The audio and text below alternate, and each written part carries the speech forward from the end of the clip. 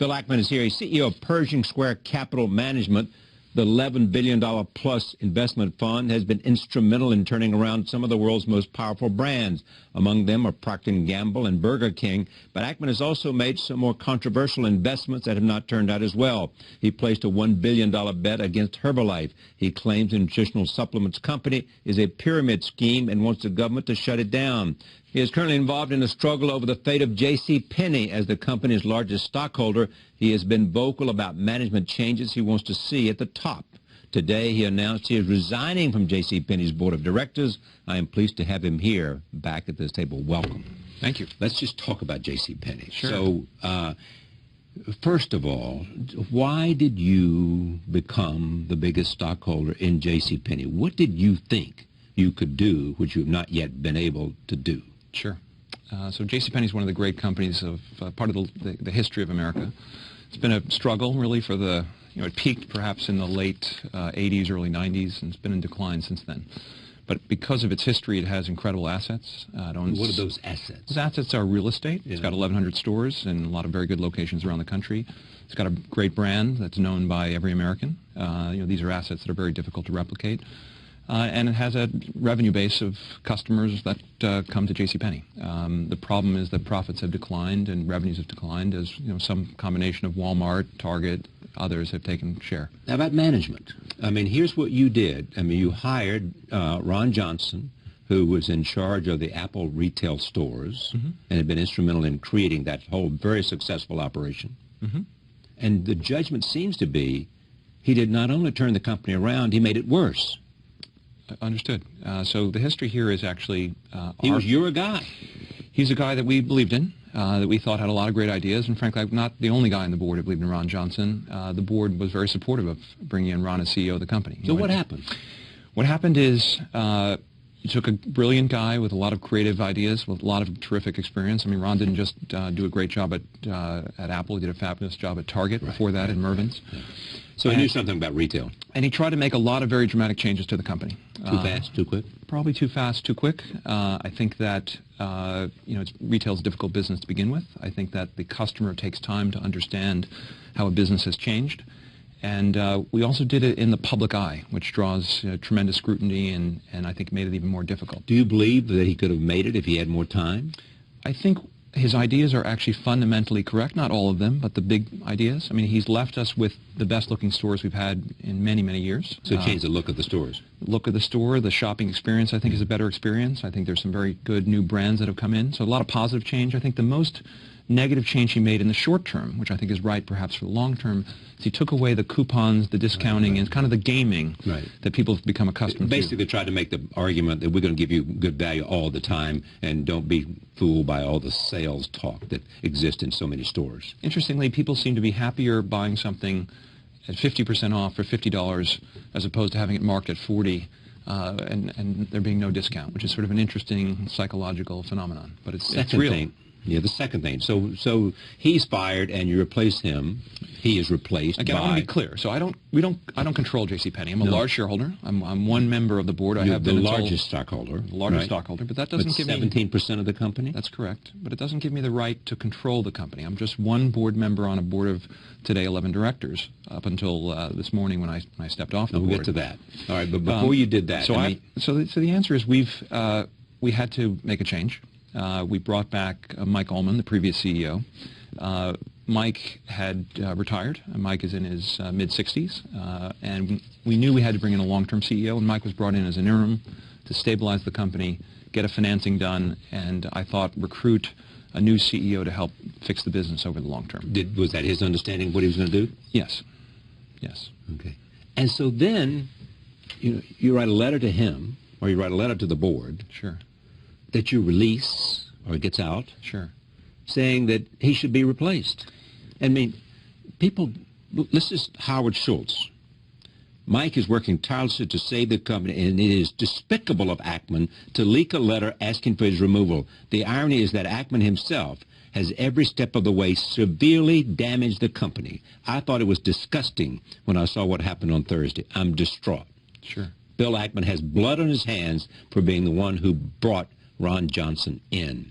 As someone who runs a public company, I'm speaking out on behalf of people whose livelihoods can be destroyed by people like this. That's pretty tough language. It's tough language. I mean, it's unfortunate. I've never spoken to Howard Schultz. I think he doesn't really understand the facts. He's a good friend of Mike Ullman, who sits on his board. The reality is Howard Schultz, when he brought in the new CEO, the board brought in Jim Donald to be the CEO of Starbucks a number of years ago, and things were going poorly. Howard Schultz wrote a memo to the board that was leaked to the press. And it's not clear who leaked that memo to the press, but ultimately led to the replacement of Jim Donald with Howard Schultz, and Howard Schultz returned to the company, but he turned it around when he came back. He did an absolutely fabulous job. And but why did that memo end up being leaked to the press? The answer is what my strategy is. What we do is we use the public spotlight to ultimately put pressure on companies to do the right thing. Now, as a director, I've never before released a public letter to the press. I've been in the boardroom, I'm active. Outside the boardroom, I'm very quiet about what happens at companies. But JCPenney, over the last few months, made a number of decisions, or didn't make certain decisions that we thought were important and critical. I worked within the confines of the boardroom to try to address those concerns about a change in leadership. And when it was unsuccessful, I felt the right thing to do was to air my thoughts publicly, not by leaking a letter to the press, but by writing an open letter to the board. What that does is it highlights the issues for the owners of the business. I'm a representative on the board of the owners of the business. The owners of the business don't actually know everything that's going on inside the company, and I wanted their feedback on what was necessary in order to fix the business. And by releasing a letter to the press that talked about concerns about succession issues, concerns about inventory management, concerns about cost controls, what I've achieved is I've focused the owners of the business and, frankly, the management and the board on these very, very important issues. And I think the message has been heard, loud and clear. Then I negotiated a resolution so that the only negative of doing that, of course, is you get a bit of a media circus. That's not good for the company long term. And so within 48 hours, we were able to come to a resolution that works, which is we're bringing on 2 new directors to the board. And you're getting off the board. And I'm getting off the board. I've achieved all that I can achieve on the board. I think that we can restore some peace in the boardroom. But if you think about... But Mike stays. Mike is in as an interim CEO. There is a search process underway. Hopefully that search process will identify a good long-term CEO for the business. But if I may, if you think about boards of directors and how they normally operate, very often when there's a board member on the board that's not happy with decisions that are being made by the company, he or she might voice those concerns inside the boardroom, but if they're voted down, what they normally do is just step off very quietly. So if you think about the financial crisis, let's say you were on the board of Lehman Brothers and you were unhappy with the amount of leverage that was being used or some of the risks that were being taken. None of those board members went public with those concerns. They simply probably just resigned from the board. And I think the markets are better if directors are willing to take a stand and say, look, I'm concerned about steps the company is taking in its business. And that's what I did here. You want to be the champion of transparency? Be the champion of shareholder, I'm a representative of the shareholders. I want to be a champion of the company and the shareholders. And when I'm concerned about the direction of a business, I'm not afraid to air those concerns. I'm a very straightforward person. I say precisely what I think. Sometimes that rubs people the wrong way. Well, more than that, though. I mean, you are a lightning rod. And you get engaged in all of these, public disputes with people. Dan Loeb, for example, Herbalife, we'll talk about that. Carl Icahn says, I'm telling you, he's like a crybaby in the schoolyard. I went to tough school in Queens, and they used to beating up the little Jewish boys. He was like one of the little Jewish boys crying. This kind of language? Look, I don't control Carl Icahn. And the other thing I would say is if you look at our history over 10 years, I'm not used to getting into disputes with people. Actually, we have been a very constructive shareholder of a meaningful number of companies over the last 10 years. Most of this comes from a battle that I'm having with Herbalife. In the case of Herbalife, I'm not a shareholder pushing to make a business more valuable. I'm an investor who's made a bet that the business will fail, and I'm someone who's... You're short on Herbalife. We're short the stock, and what we are doing is we believe that Herbalife is operating a pyramid scheme. We believe they're transferring wealth from a very large number of low-income, principally Hispanic individuals in this country and around the globe to a handful of wealthy people at the top of the pyramid. It's almost a moral outrage, don't you? It's certainly a moral outrage. You said that. And what we are doing is catalyzing, again, a spotlight on the company so that the regulatory community, the SEC, the New York Attorney General, the Federal Trade Commission, and FDA, apparently, there's a story today in today's Times online about subpoenas that have been received. But the bottom line is what we are doing here is we're highlighting problems at the company. Now, Carl Icahn is someone that years ago, 10 years ago, I made a deal with that he ended up breaching a contract I had to sue him to perform, ultimately collecting after 8 years. And so he's not happy with me making him pay money he was owed. And he's used this Herbalife investment as really a platform to, quote unquote, get back at me. And he's had some other powerful allies that have joined in. Like? Dan Loeb made an investment briefly and then sold the stock. Yeah, he thought the stock was going to go up. Correct. And, or at least he thought it was a good trade. And it did. It did, absolutely. So he made a good investment. Sure. See, I'm longer term. I'm not a trader. What we do is we take large concentrated positions in generally very well-known companies, and we work with them for years. We took a stake in General Growth in the middle of the financial crisis. The stock at the time was 34 cents. We actually worked with the board to convince them to put the company into bankruptcy, which is kind of an unusual thing. We helped the company restructure its debts. We brought in new management. We recruited a new board of directors. I stepped off the board. We spun off a subsidiary called the Howard Hughes Corporation. That little 34-cent stock today is worth $34 about 5 years after we made the investment. And the shareholders have made 100 times their money. Now, there aren't a lot of people upset with me about that particular situation because everyone wins. The problem with shorting stocks is that there are going to be some large number of people who own the stock who are not going to be happy, and the CEO of the company is not going to be happy with you. Well, you know that there are people also who accuse you. Some people make smart investments in which they short a company because they believe the company intrinsically it has going to have earnings problems, and stocks can go down, and they'll look like, they'll look like the wisest of investors. There are others who believe that people invest and short and then go out to destroy the company themselves. Where do you fit on this? We don't go out to destroy companies. What we do, and we short very few stocks. This is the second large short I've made in 10 years. The last one probably been sometime, last time I was on your show, perhaps we talked about it. We were short a company called MBIA. MBIA had a AAA rating from the credit rating agencies. It was a mortgage what? It had guaranteed mortgages and other kinds of financial obligations and was creating a lot of risk in the financial system. And we shorted the stock, and we disclosed publicly our concerns about the company's balance sheet and the risk it was creating for the capital markets.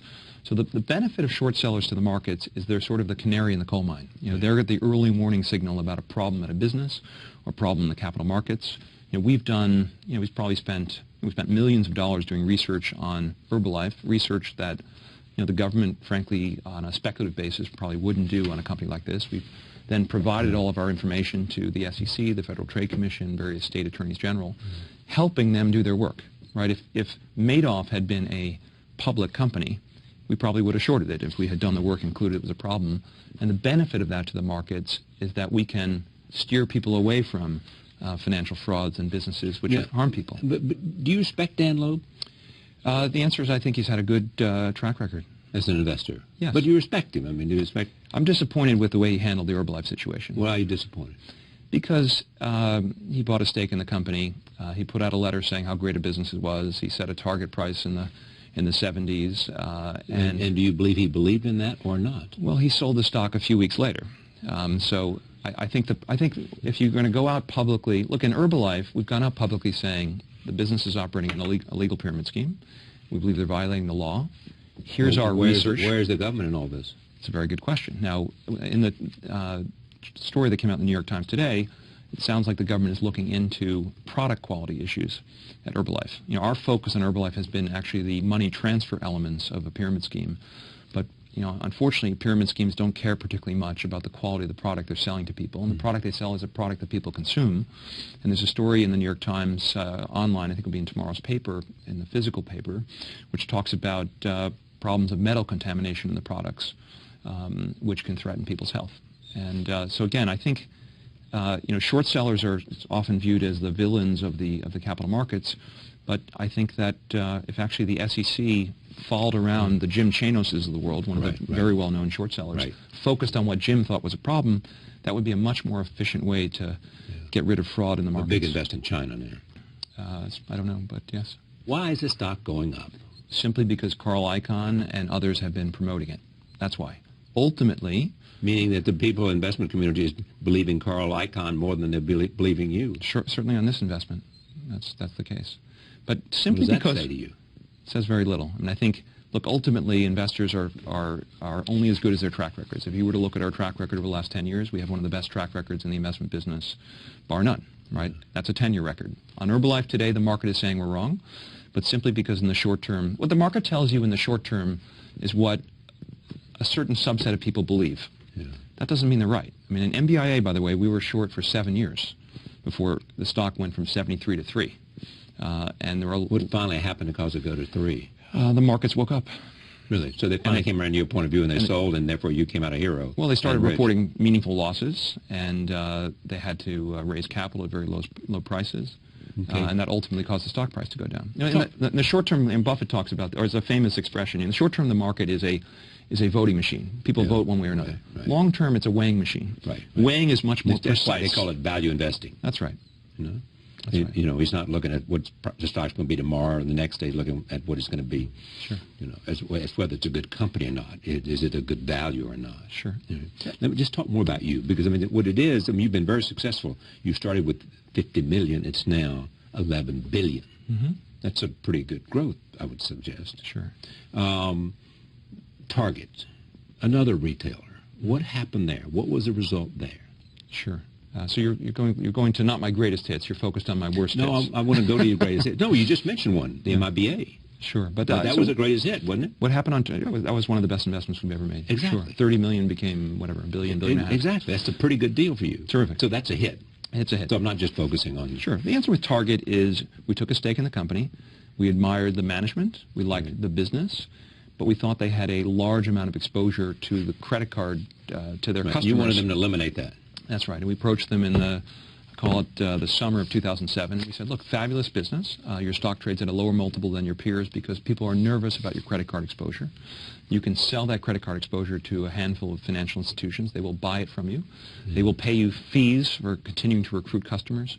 You can get out of the business of providing credit to your customers. You can take that $8 billion, reinvest it in your business. Your stock will go up.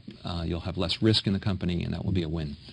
And that was a meeting that we had privately with the management of Target, and they seemed to love the idea. And they asked us not to share our thinking publicly.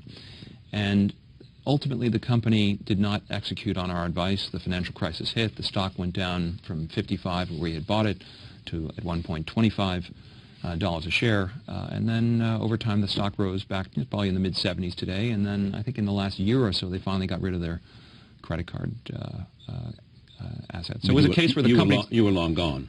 We bought in the mid-50s. We exited in the mid-50s. Not a great investment. We ended up losing a proxy contest. You know, one of the mechanisms by which we implement our ideas, if we are unsuccessful in convincing management, is by going to the shareholders. Do you worry, I mean this seriously, do you worry that you're getting an image that's not necessarily helpful? Yes. You know, of course. That Bill Ackman is in there like what they used to be called takeover artists, you know.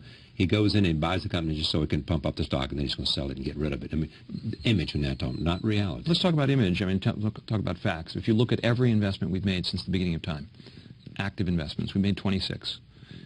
23 of the 26, I think, are best described as home runs, and I could walk through each of them if you'd like.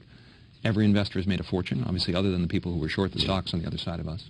We've had a few disappointments. I think J.C. Penny is a disappointment, obviously. Target was a disappointment. Target's worked out fine for investors. It was a why. But... And then and Borders. Borders was yeah. a passive investment, and actually management asked us to help when the business got into trouble. We did our best, but the winds of change harmed us. But you know, investing is not a business where every investment is profitable. Yeah. In fact, I would argue that our batting average is extremely high. If you were to talk to the shareholders of Canadian Pacific, I think they would give you universal appreciation for what we were able to accomplish there. This is a company that had been the worst-run railroad in North America for the last, call it 10 years.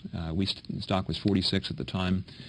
We took our investment in the company. We bought a 14% stake in the business. We ended up replacing management with a guy named Hunter Harrison, who's really the greatest railroader of all time. And it's becoming very quickly the best railroad in North America. The stock's tripled or almost tripled over the last 2 years, and everyone's happy. But we're not going to. Not every investment we're going to make. Warren Buffett made a huge investment in railroads too. Sure, Buffett. The railroad business is one of the great businesses of the world. Why is that? Well, first of all, they're not going to build a new one, right? If you own the second largest railroad in Canada, this is an asset. That was what you. Yeah. That's Canadian Pacific. It's an asset that was created 150 or 60 years ago, and you had to. The government granted a bunch of land, and the replacement cost of the railroad is, hundreds of billions of dollars. And it's cheaper to ship by rail than it is by plane. That's right. It's more efficient. Right. It's more efficient. It's better for the environment. If you think about the trucking, shipping by a truck, the taxpayer pays for the infrastructure, right? The roads are taxpayer expense. In rail, the railroad pays for the infrastructure. The railroad pays for the rail and the ties. So it's good for governments running out of money. It's good for efficiency. It's good for the economy. Now, look, I think because we're so high profile, we're going to attract some critics. When you short a stock, there are a large number of people on the other side who don't like what you're doing. Certainly, the company's fighting back. Characterize yourself.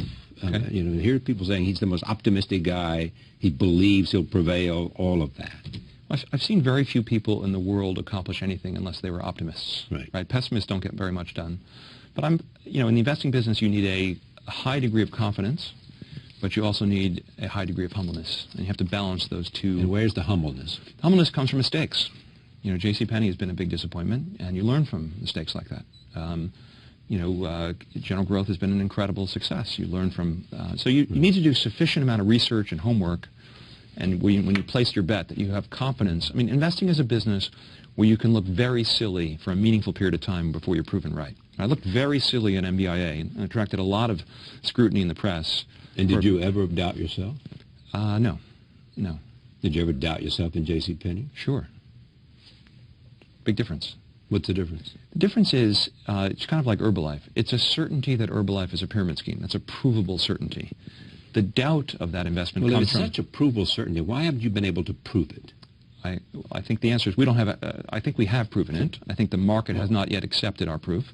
And I think ultimately... That means you haven't proven it. If the market hasn't accepted it, you haven't proved it. I think the answer is that ultimately regulators will determine the fate of the company. Yeah. The government doesn't complete its work overnight. We will. I'm confident that we've done our work correctly. But you do worry about the image issue. Worry is the wrong word. I think the answer is as long as I'm operating honestly, ethically, and doing the right thing, I feel very good about what I do. I think our strategy, right? If you think about the stock market, most of the investors in the stock market are passive, right? They're index funds, they're mutual funds, they're exchange-traded funds. Many investors trade all the time. It's a very healthy thing for the market to have someone place a bet where they buy 10% of a company and where they take a business that has underperformed for 10 years and bring in a CEO like Hunter Harrison and turn around a railroad. That's a great thing for the market, and it's a very healthy thing for the economy. You're about transactions. You want to buy and then you want to sell and you want to make a huge profit. Now, it may be you want to buy after 10 years or 15 years, sell after 15 years. But it's a transactional thing rather than spending a whole lot of money to really run a business and create a product and do all those kinds of things. You know the argument. Even Paul Volcker's made this argument. Too many people are going to Wall Street, too many smart people, and working with you. And it's all about transactions, not about building something. Well, let me take a counter to that in terms of what we do. So we're not about transactions at all. In fact, we do very few transactions, maybe one or two a year. Okay. We buy stakes in businesses. You're not a pure trader. We're not a trader at all. Investor. We don't trade. We buy a stake in a business. We get actively involved in the business. We work to make the business more valuable. And by the way, pretty much everything we've ever owned, with the exception of Borders, has a higher value today than it did after we sold it, which means that the impact that we've had on the business has been positive. I'm also an executive officer of a business. I'm the chairman of the board of a company called Howard Hughes. Right. This is a business that I created. It's a business I created by taking 34 assets outside of General Growth, sticking them into a new company, recruiting a management team, right. building a board of directors, and this company is doing marvelous things. So, for example, in New York City, we own the South Street Seaport. Management team, again, I want to take credit for their work, but what they've accomplished is they've got approvals to do a new they're going to completely transform the seaport. They're going to do a new development there. We're building a new shopping center in Las Vegas. We're changing kind of the landscape in Hawaii with a 60-acre development of 9 million square feet of real estate. So these are companies that are building and adding enormous value, and the business that would not have happened were we not to have taken a stake in General Growth and spun off that entity. What about Procter & Gamble? Procter & Gamble, great company. We've 175 years of generally pretty fabulous successes. Mm-hmm. Great brand names. Great brand names. Last 4 years have been very difficult for the company. Yeah. And you came in adamant to remove Bob McDonnell. We thought it was time. He was CEO. And by the way, he hadn't been there that long. He had been there about 4 years. Okay, that's not a long time. And he had been with the company obviously a long period of time. Yeah. And because most of the capital in the stock market is passive, Investors can't themselves make these kind of changes. Okay, so they rely on someone to take a lead, okay, which we did in Procter & Gamble. By the way, in Procter & Gamble, I worked very quietly with the lead director. We would speak periodically. It was only when we felt it was time that I made a public presentation about what the concerns were at P&G. And a couple of weeks later, Bob, I think, resigned of his own doing. Now that stock's gone, it's up 35%. The former CEO's come back, one of the legendary names. A.J. Lafley's a fabulous CEO, and I think he's going to do a great job turning the business. He's also working on recruiting the next founder of the company. But as I got enormous number of phone calls from Procter & Gamble alums thanking us for the work that we did at P&G. And the same thing is true at General Growth. I mean, if you look at the Buxbaum family, had a $5 billion net worth going into the financial crisis. That was down to $25 million when the General Growth stock went from $63 a share to 20 or 30 cents. We helped take it back to $34 a share. That's been a great thing, not just for a wealthy family, but for the pension funds that own that stock, for I get thank you notes from investors who've invested alongside us. So what's the drive for you? What's the motivation? One, I think what we do is important. I think I'm making, I do a lot of... So you're making companies stronger because you come in and you have a certain amount of power because you have a certain amount of investment, and therefore you would like to say that if you look at your track record, you do much better in making companies stronger than you do in weakening companies in any way. That's absolutely true. I mean, I don't think anyone would ever accuse us of weakening a business. Now, JCPenney, not every investment's going to work out. There was more risk in JCPenney than pretty much every other investment we've made because of the nature of the changes that were required. So what was the attraction for you if there was more risk than anything else you've ever done? The potential for reward, right? And what's the reward? If you look at... The reward is simply how much money you make for you? No, look, I don't keep score or what? No, I don't need more money. I'm not motivated by financial returns. I'm motivated by one, I want to have a great track record. If you look at Buffett, he's had a 60-year track record. So I'm 20 years in, but the record's been good so far. But I'd like to have one of the best track records in the business. What's the annual growth? I'm not allowed to comment on returns. That's an SEC restriction. But you can look around there. I'll tell you they're quite good. But what I like, I've done a lot of philanthropic work over the last number of years. I actually think I make a much greater contribution through what I do in my for-profit activities than I do in my not-for-profit And activities. not only that, you've signed a giving pledge. That is true. Right. That is true. That's very true. Meaning that you don't want to leave it to your children, you're going to leave it to half of it at least. Yes. To charity. Well more than half. Yeah. Well more than half. But I think what people forget is, Wall Street has, unfortunately, in the last, certainly since the crisis, gotten a pretty bad name.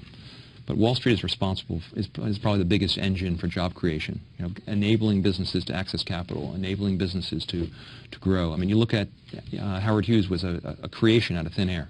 It's now a business that employs, it's going to ultimately employ thousands of people, create a ton of jobs. Do you think the criticism of Mitt Romney during the campaign for his activities in running a private equity firm weren't there?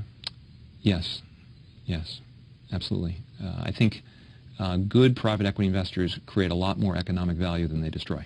And grow more jobs than they save? They grow a ton of jobs. I think the biggest risk with private equity... Save jobs that would be going away. The biggest problem with private equity is there are periods of time with private equity firms use too much leverage, which puts too much pressure on a business and risks a business's failure.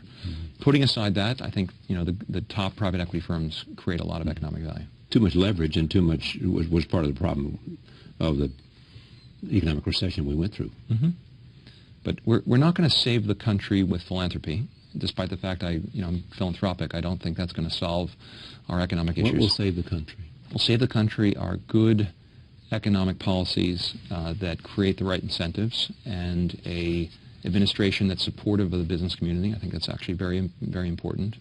And policies that will make us competitive globally. It's a global economy. There's a story today, I think, in today's journal about companies merging with European businesses to move their operations offshore from a tax point of view. We have to have a tax policy that discourages that kind of activity. So you can bring the money home. Yeah, I mean, I look at the United States. Is that the idea? Have a tax policy so that the money can come home rather than leaving offshore so you don't have to pay taxes on it? Yes, but I think if the United States is not dissimilar to the kind of companies we invest in. We invest generally in very good companies that have lost their way. And with better management, enormous value can be created. If you look at Canadian Pacific, this was a dying railroad. That's one of your investments. It's a dying railroad under Hunter Harrison in a very short order. less than a year and a half, he's made dramatic changes to the business.